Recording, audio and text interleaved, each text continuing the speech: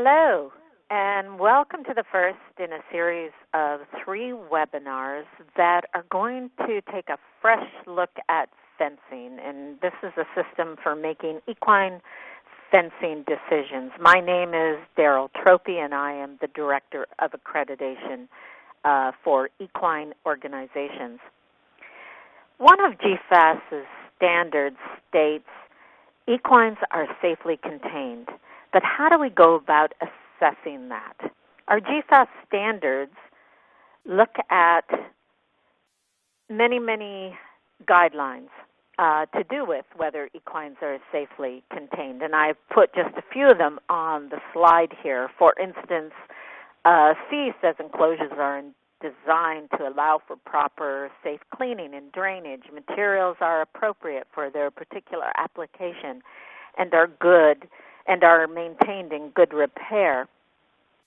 But when equine rescues and sanctuaries are faced with making decisions about installing or replacing current fencing, they often go about it backwards.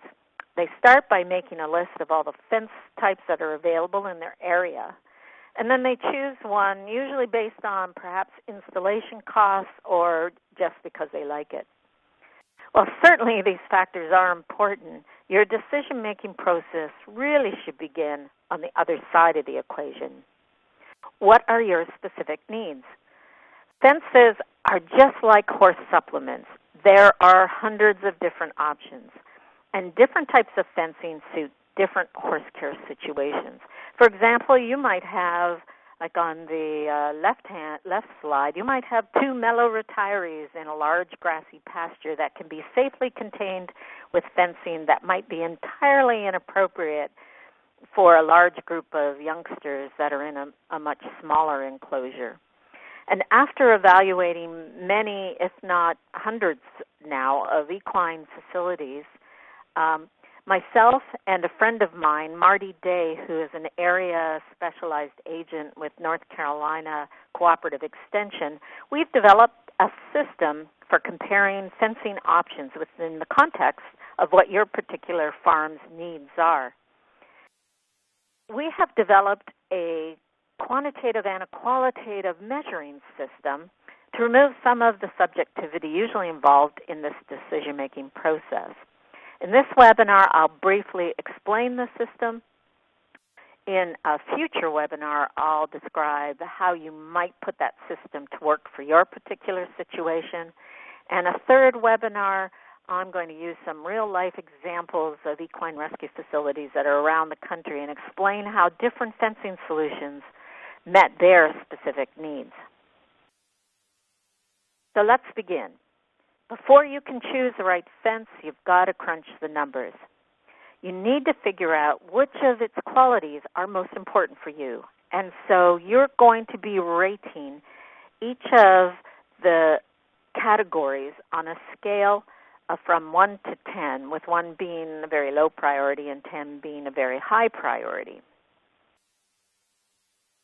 These are the areas that you're going to be considering, and you're going to rate each one of these areas: containment, forage availability, horse herd energy, potential predator pressure, installation, maintenance, gates, and aesthetics. So let's begin. The first one is containment. What's on the other side of your fence now? The consequences of your horse's escaping will determine how impenetrable it needs to be. Do you have dangerous terrain, ditches, heavy undergrowth? Do you have equipment on the other side of your fence? Or is there a busy highway nearby? Consider both the potential dangers to both your horses and your neighbors and any passing drivers, and the consequences to not only your pocketbook, but obviously the horses and neighborhood relations. What if one of your horses got through your fencing and trampled on the grapes of a nearby vineyard or even your neighbor's prized tulips? You laugh, but it happens. Or perhaps you live in a very remote area, which many rescues do, surrounded by relatively safe terrain. And if you do have neighbors at all, perhaps they're pretty understanding neighbors. So you'll have to always ask yourself what incentives your horse has to get out to get to that other side of the fence. So are you trying to keep stallions separated that you've just brought in before they're gelded, or are you separating long-lost buddies from one another? Whatever your situation, give it a number from 1 to 10 within the following range. So for containment, 1 would be no incentives to escape. It's a low risk for your horses in terms of any danger or destruction of property. 5 is in between. There's some incentive to escape. And 10, greater incentive to escape. And there would be serious consequences to your horses if they got through your fence. Forage availability. If the grass is greener on the other side of the fence, you're almost guaranteed to have problems. Hungry, bored horses cause a great deal of damage by leaning on, pawing, or trying to get over fences. If you have dry lots, providing free access to good quality hay can help, but you know horses are always going to seek out grass, green grass, when they can. Individuals in your pastures that have to compete with one another for food are also most likely to chase each other around and challenge that fence that you have. How much acreage is adequate for a given number of horses really depends on a variety of factors, and I get asked this question all the time. It's dependent on your climate, on grazing management, your forage selection, even how fertile your soil is, and an individual horse's particular nutrition requirements. But a general rule of thumb for a healthy and not overgrazed green pasture is about 2 acres per horse. And, of course, there's a lot of rescues out there that don't have that kind of acreage. So in this case, when you're rating your forage availability, 1 would be that you have plenty of grass, 5, just some grass, and more than 1 horse for every 2 acres, and 10 would be you've got no grass, and you'd have a large number of horses in a particular enclosure that is much less than the 2 acres per horse. Another thing to consider is, what is your horse herd energy? What's the composition of your herd? Is it a large or small, stable, or constantly changing? Have you mixed mares and geldings? Do you have elderly horses that are pretty healthy? What are their temperaments? Are these horses that like to play? Are they sort of peaceful, or do they like to do a lot of roughhousing? Is there an established pecking order already, or are there frequent fights amongst your herd? All of these factors can affect the energy level in a herd, which in turn, of course, can affect the pressure on your fence. So 1 in this case would be a low energy herd, 5 were moderate energy, 10 pretty high energy, perhaps young, high-strung animals, or there's no pecking order or frequent turnovers, so that horses are always challenging themselves. Take a good look and try to evaluate what your horse herd energy is. The next variable, the next characteristic, is your potential predator pressure. That's hard to say. Potential predator pressure, the 3 Ps. Sometimes we need fences, of course, not to just keep horses in, but to keep predators out. And these would include everything from wolves and coyotes in the wilder parts of the country to even domestic dogs. There's a saying that 1 dog is a pet and 2 are a pack. And packs of tame dogs can behave much more aggressively than dogs would behave on their own. And foals and aged horses are most vulnerable to predators. So what is your predator threat? Installation. There are 3 installation variables to consider in this analysis of your fencing, and that is cost, skill level, and labor. And you need to look at all 3 of them. Depending on where you live and the type of fencing you choose, hiring a professional installer can increase your cost by as little as 30% and as much as 250%. So is the sky the limit with your budget, or like most rescues, are you extremely limited and can afford no more than $2 or $3 per linear foot? Skill level. What is it going to take to install a fence? And labor. Do you have a lot of volunteers that can help you install that fence or fix that fence, or are you very limited and it's something that you need to have done quickly?